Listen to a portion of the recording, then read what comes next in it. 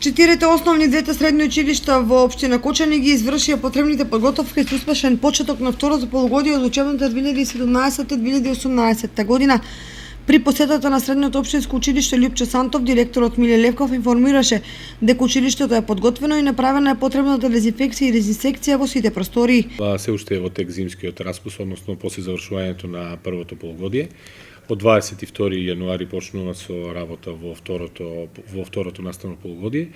Како училиште ги направивме сите потребни подготовки, односно направивме одржување, очистување на работните простори на подот, на училниците и така натаму. Од страна на Центарот за јавно здравје се изврши дезинфекција и дератизација на работните површини.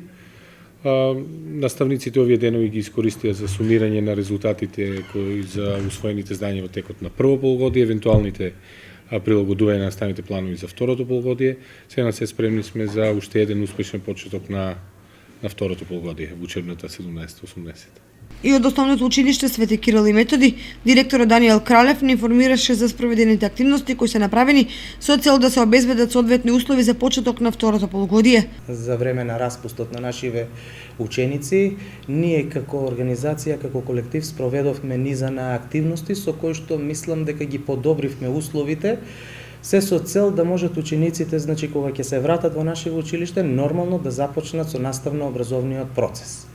Во контекст на тоа, јас би сакал да надодадам дека во текот на овој изминат период, како што реков пред малку, од неколку недели, ние спроведовме неколку активности за подобрување на условите. Во текот на изминатиот период имавме оштетување во неколку училници на подот, поради протекување на нашата кровна конструкција. Тоа е еден проблем кој што се провлекува неколку години наназад и за кој што се надеваме во текот на следниот период дека ќе го решиме, бидејќи нашето училиште сега ќе учествува во еден проект за целосна санација на кровната конструкција и не само на кровната конструкција, туку и поставување на термоизолациона фасада на нашето училиште, што ќе биде сосема доволно за да можеме да го решиме нашиот најгорлив проблем, а тоа е проблемот со протекувањето на кровната конструкција и постојаното уништување на подната површина во нашиве училници.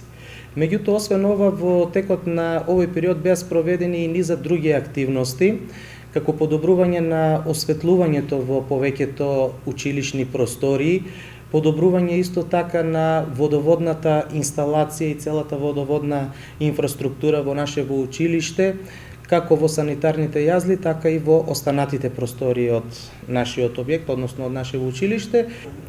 Од страна на санитарниот инспекторат беше констатирано дека условите во нашето училиште се одлични и дека наставно-образовниот процес од понеделник, 22 јануари, може да започне нормално онака како што треба. Од понеделник учениците во основните и средните училишта се враќаат во училишните клупи да ги реализираат наставните програми и активности кои се планирани до крајот на учебната година.